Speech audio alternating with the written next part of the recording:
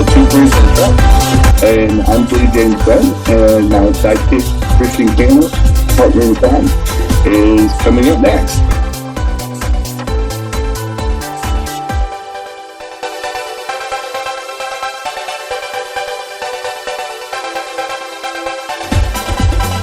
Hey everyone, I'm Jim's sidekick. Welcome to Two Queers in a Truck. Hi y'all. See you soon.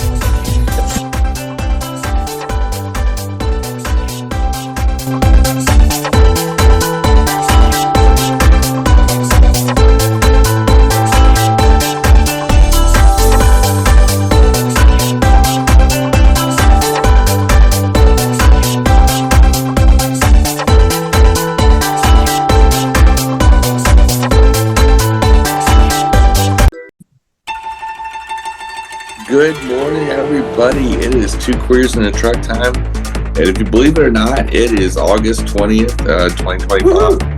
And shockingly how fast the summer is going by and the year is going by, but it's August 20th.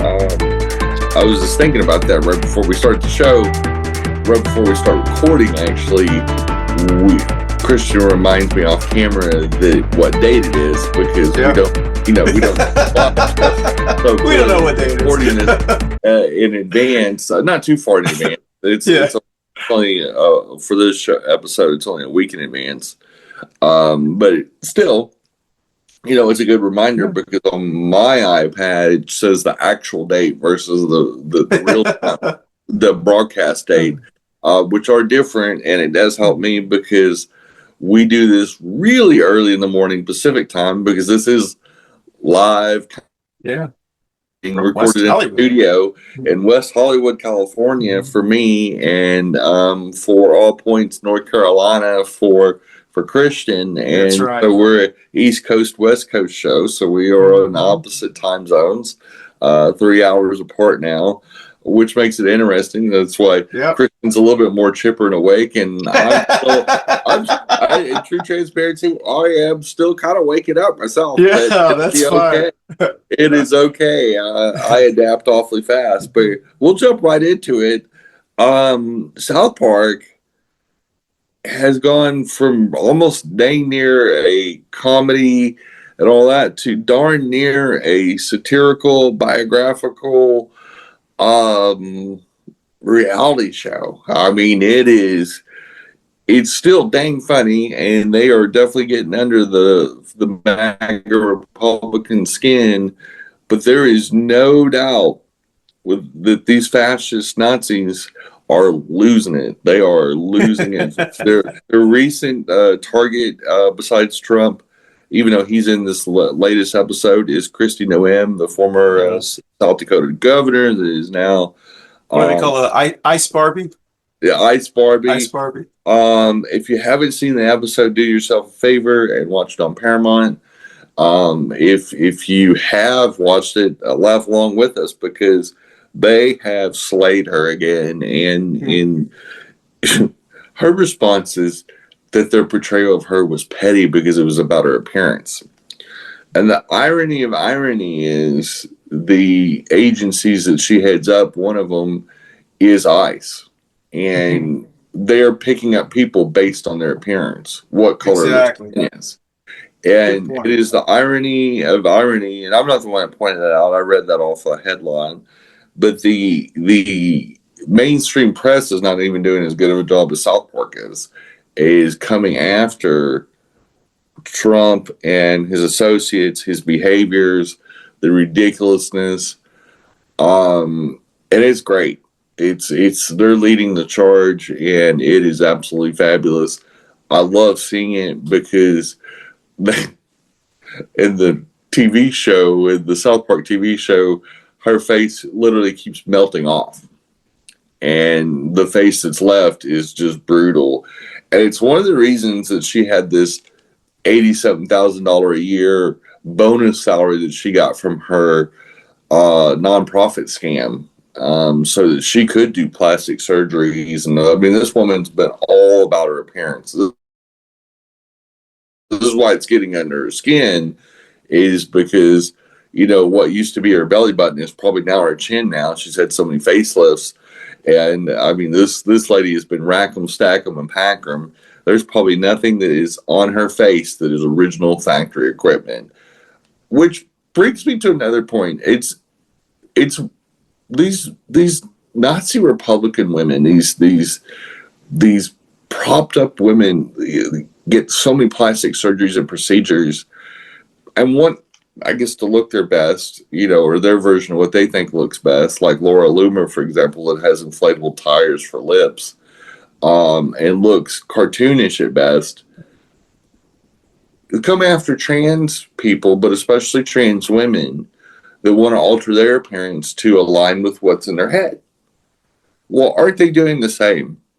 I mean, the only difference is they're doing their plastic surgeries to look like a Nightmare on Elm Street looking character, and we just want to look like ourselves.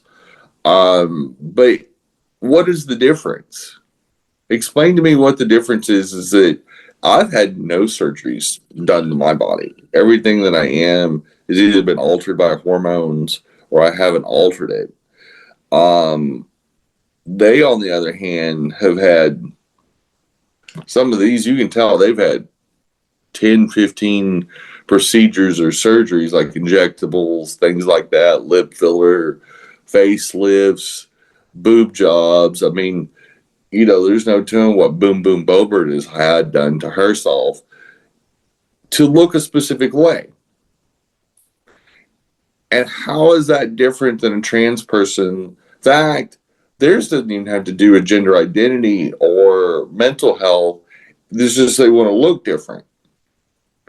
And I've suggested this to somebody that was a conservative before, years ago when I was living in Charlotte. I remember being in this discussion of all things with a grocery store manager. And when I equated, I said, well, so nobody in your church alters their appearance at all? I said, nobody in your church, because they always say, well, it's not God's will. He or she did not create you that way. And I go, well, that's not true, because unless your particular brand of Jesus forbids plastic surgery, I've been to some churches where everybody in there looks like they've been modified. I mean, there is a lot of people that get tattoos, they get braces on their teeth, they get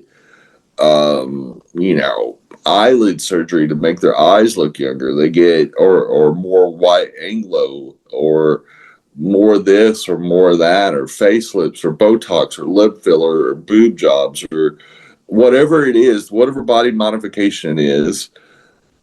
There's tons of people, especially in the religious right, they get alterations. Look at Pat Robertson before he kicked the bucket. You could tell he'd had some procedures done. They get those real shiny, tight-looking faces. Like somebody put a boot heel at the back of their head and just pulled their skin backwards. And like Jerry Jones of the Dallas Cowboys. That guy looks like Skeletor from He-Man now. I mean, you could tell he's tried to look younger than he is. And I'm not, my thing is, I don't care that you do it. I just don't want to be attacked for doing the exact same thing, wanting to look different. Yeah. What's the difference between me and a gay man that goes and gets a lip filler or wants to look a little younger? Or a housewife that's bored that wants to look a little better because their spouse is always gone, and so they want to look prettier for the girls at the country club or whatever. And you can't go through a Republican country club and not notice that most of those ladies have had procedures done. There's plastic surgeons lobbies full of mostly women and some men that have had procedures done. Tell me what the difference is. Tell me what the difference is. And the answer is there isn't. It is a politicized having a gender identity that is different than what's been assigned to you arbitrarily at birth. And that is the hill they want to die on. But yet, there's people that alter their appearance for a lot of reasons. I mean, whether they're covered in tattoos, whether they're, I don't know, but they're nowadays with modern technology, there's so many people that look so different for so many different reasons. They've been in a car wreck. So if a person gets in a car wreck and gets their face all cracked up or burnt up, is it God's will that they stay damaged, or is it okay for them to get fixed? Because if it's God's will that I'm supposed to look a certain way, why is it not God's will that somebody gets a burnt up face? Oh no, we can't fix them. We can't alter them back too close to where they were. It's good. That's the way they're supposed to be the rest of their life. But if that was true, then people shouldn't be getting banding surgery to lose weight. They shouldn't be getting liposuction. They shouldn't go. They shouldn't go to the gym and work out, because that's altering their body in some way. And it's God's will that you're overweight. God invented cheeseburgers. And so you should always be overweight, because it's God's will that you packed on the pounds at the holidays. Where do we draw the line? But we are up against our first break, and we'll be right back with some more Two Queers in the Truck. Hey everybody, you can catch us on your favorite audio podcast platform, Spotify, and all Apple Store, the Google machine, and whoever else does podcasts. We're on there. We broke in, and we're staying. So enjoy the Two Queers in the Truck on your favorite audio podcast platform. Thanks for listening or watching. Bye, boo. Happy time.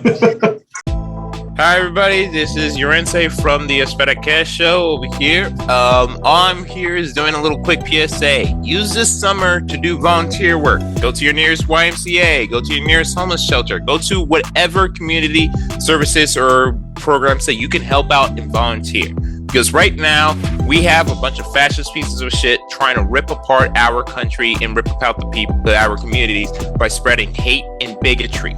The best way to combat it is, one, working in your community and standing strong to show that you are strong and you're here to help out others. Two, combat misinformation. If you hear bullshit, first research and make sure if it's true or not. If it is not true, call it out. If it is true, get the facts. Be knowledgeable of it, because it might come out later. So always stand against that. And three, fuck fascists. Stand against them. Make them feel uncomfortable. There is too many people out there feeling like they can say the hard R or say slurs or be violent. Make them understand that a lot of people die to make sure this hatred and bigotry does not exist. All our civil rights workers, all the people who stormed Normandy, everybody who fought against intolerance and hatred, they died and worked their asses off to stop this. So follow in their footsteps and stop this madness. This is Gersemi again from Americo, and all I can say is be there for your community and stand up for what's right. Fuck fascism, and have a wonderful day. Hey y'all, thanks for listening to Two Queers in a Truck. And we do broadcast on YouTube and Facebook in a video version, and we're also on all the audio platforms out there. So your favorite way to listen to your podcast. We've been doing this for a couple years, and we appreciate y'all listening. We know you have a ton of choices, even though we may be the best choice. We always appreciate our listeners, and we'll try to bring you quality in the future. Thanks for listening. As always, Christian and Jenny, we're out. Thank y'all. We are back, and that is why we have the separation of church and state, my friends. Religion is whimsical, emotional, and arbitrary. It is somebody's opinion that somebody did whatever thousands of years ago or 500 years ago. And religion is based on emotions of that day and the emotions of opinion. Religion is not fact. It is not a fact that Christ even walked the earth. There is as many there's as much evidence showing that Jesus never existed as much as that he did exist at one time. There is no scientific fact that Jesus even walked the earth. There is no proven fact that he actually lived here. And there's definitely no proof that he was Son of God or whatever you want to claim that he is. And so religion is based on opinion. It's religion. Religion is an opinion. It is an opinion that can become a deeply held belief, but a belief is not a belief system, is not fact. It's based on the emotions that you're having, that you need to cling on to a higher power. And you need to follow that higher power. But what happens is a lot of Christians use that as an excuse. They use it as an excuse to do bad. Mm-hmm. Oh, the Lord will forgive. Exactly. It's the Lord's will. Exactly. If those people died because we're incompetent, because we've taken out all the teeth of our early warning system for storms, that was God's will. Not that we did a horrific budget cut and we didn't have the staffing because we fired the 100 people in Texas that would have done the prognostication that would have saved probably the majority of those kids' lives that got washed away down the Texas Hill Country. So therein lies our problem, is that when a village gets blown up in Afghanistan or somebody gets washed away to the Gulf of Mexico, because I refuse to call that the Gulf of America, the Gulf of Mexico, when it's something that they want to excuse, they say it's God's will. And it's a cop-out. It's a flat-out cop-out. I'm like, no, if you can do something better and we can go on a better path, it's not God's will. It's men's will. It's these guys using excuses for treachery and fuckery. And that's what it's come down to, is they've chosen to pick a path of death and destruction. And they're starting to hurt their own. Texas and Florida has had way more people picked up than California has. The irony of irony is that here in California, we've slowed them down tremendously. It's the roundups have crawled to almost a halt. They're not only are they the resistance here very well organized, but the threat of militarism out here is not deterred everybody out here in California. It's inspired people, because we are coming at them, and we're coming at them hard. And we're not going to let whatever God's will is to play out here. We're actually doing something about it. Texas and Florida is just throwing up their hands and just let them do whatever the fuck they want. There's literally no resistance in Texas or Florida. This guy's run roughshod over those states. Our Republicans, which is about to bring me to my next point in the next section, but Texas Republicans and Florida Republicans have just ruined those states. You talk about a brain drain. You talk about a group of some people that have just mailed it in and given it up. And it's one of the reasons a lot of people are leaving, red and purple states. It is one of the motivating factors of why my wife and I left North Carolina. We saw Democrats giving up in North Carolina to treachery, which they have.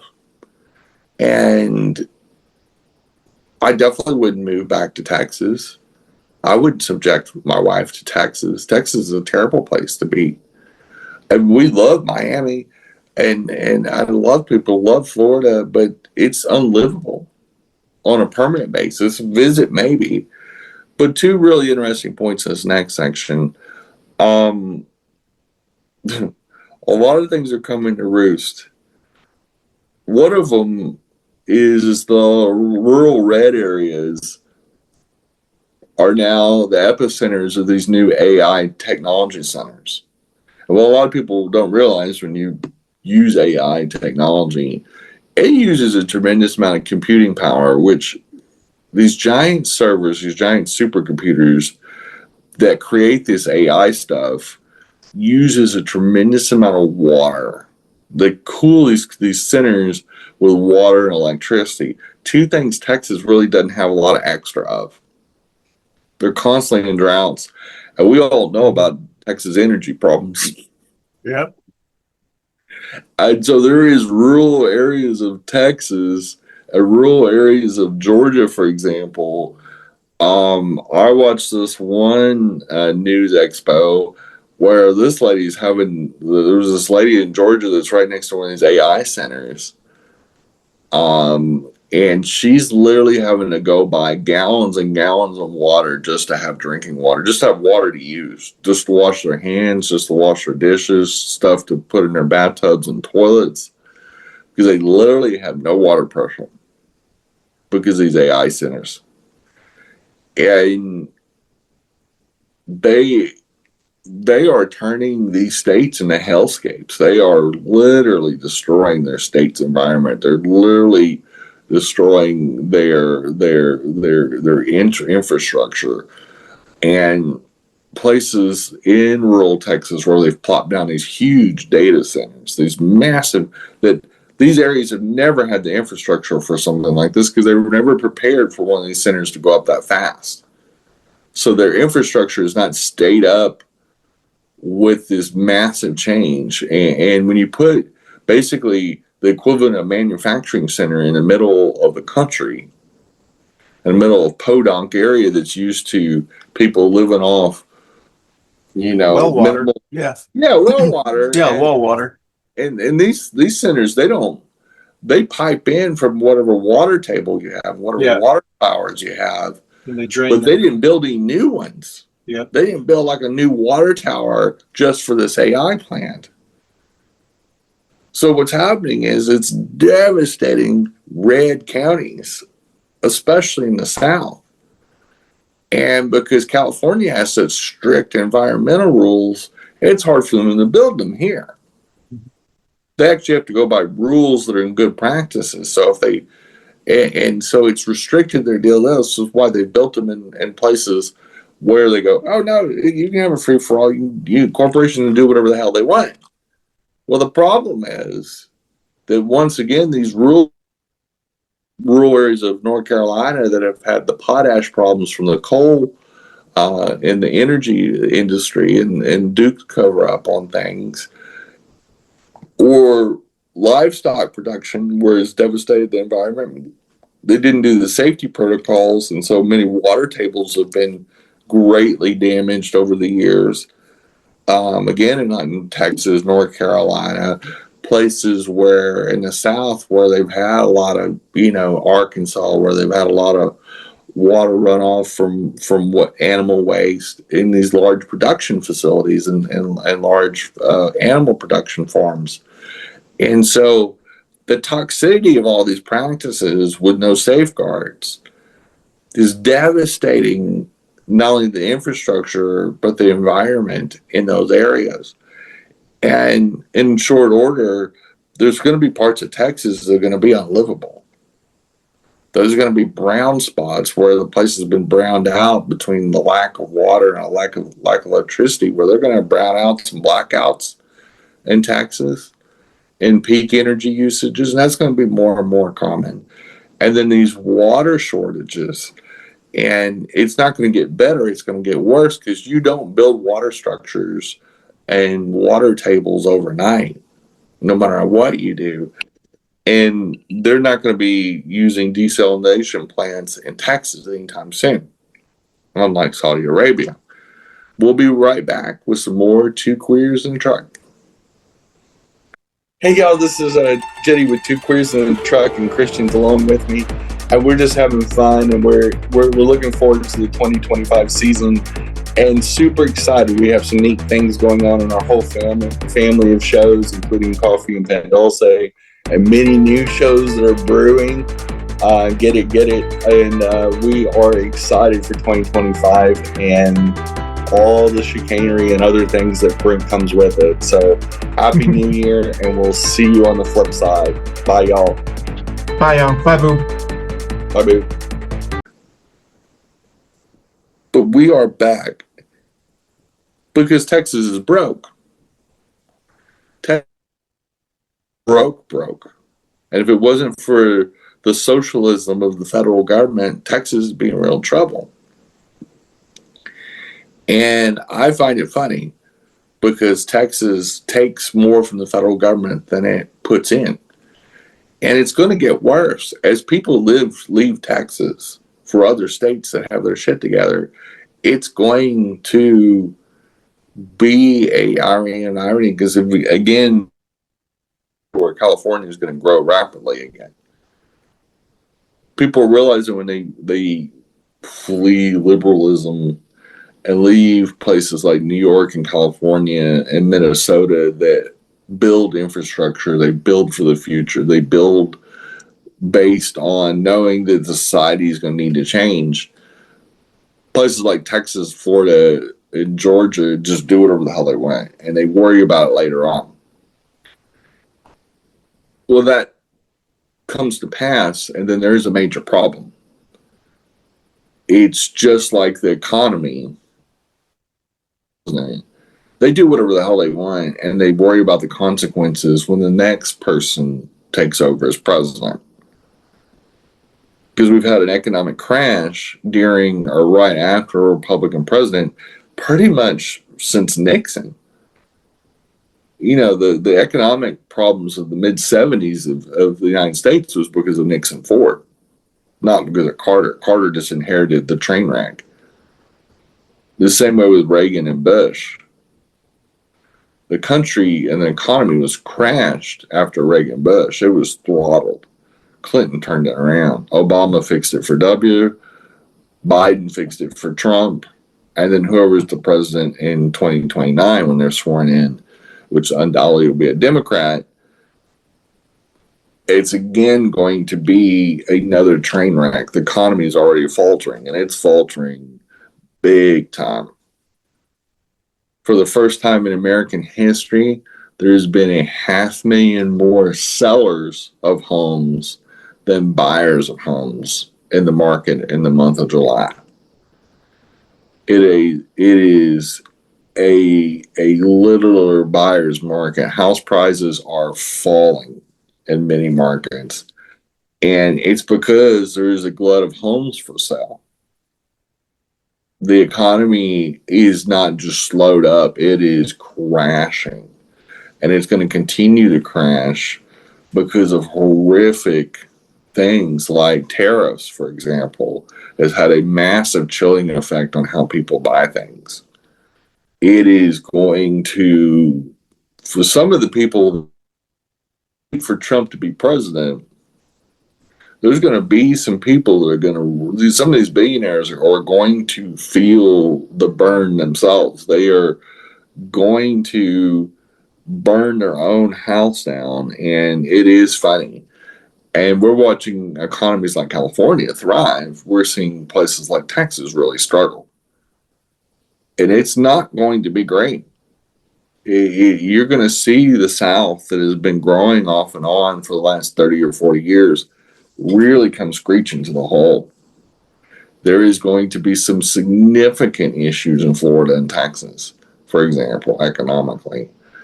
Tourism is way down in the United States. Across the board, almost 7%. Whereas tourists will come here because they realize California is a safe state. Texas is scrambling. They're seeing double-digit drops. There's a lot of states that have tourism that depend on tourism, like Florida and Texas, in certain parts of those states, that are seeing double-digit drops because it is foreigners are being warned not to go to those states, not to come to the United States. And if you do, these are the safe states. The word is out.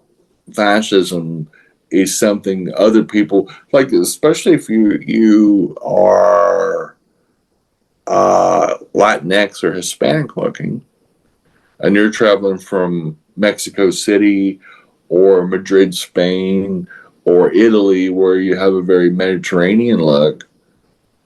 Why in the world would you travel to the United States when they're rounding up people and harassing people, and people are getting kidnapped literally off the street by mass marauders randomly? The world is watching this. They're not stupid. Anybody that can afford to do a holiday for 2 or 3 weeks in the United States has the means to see this live. That we have a bunch of goon squad getting paid to go and getting incentives to round people, grab people off the street, whether they're citizens or not.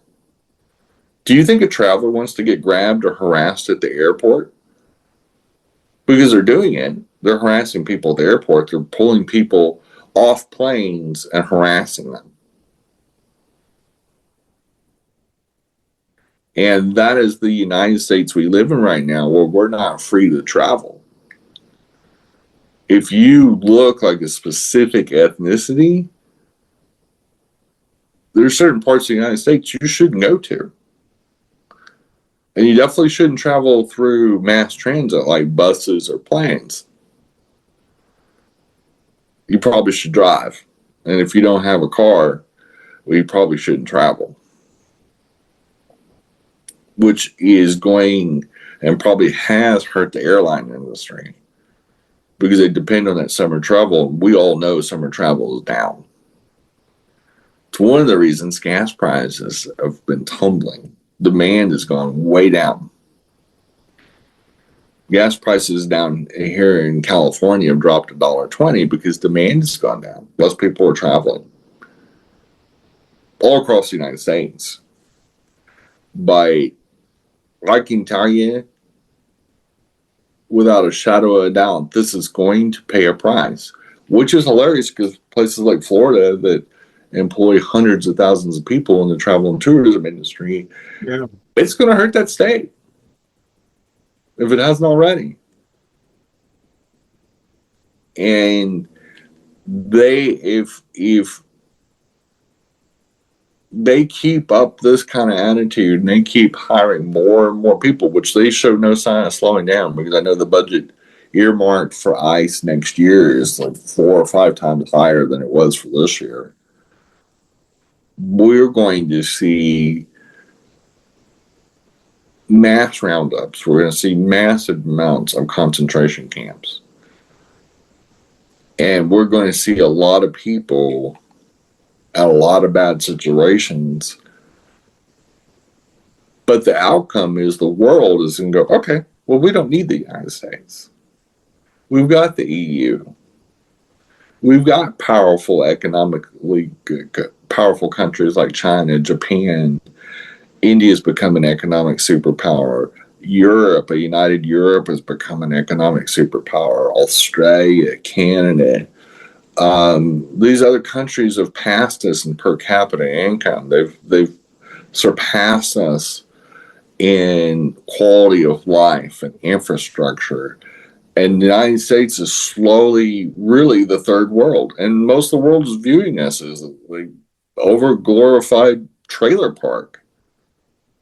We have fallen behind. We're not falling behind. We've fell behind in many parts of our country. In Texas and Florida and red states are massively far behind. And it is only going to get worse for those states. Just wait and see in another 3 years. Texas is going to be a mess.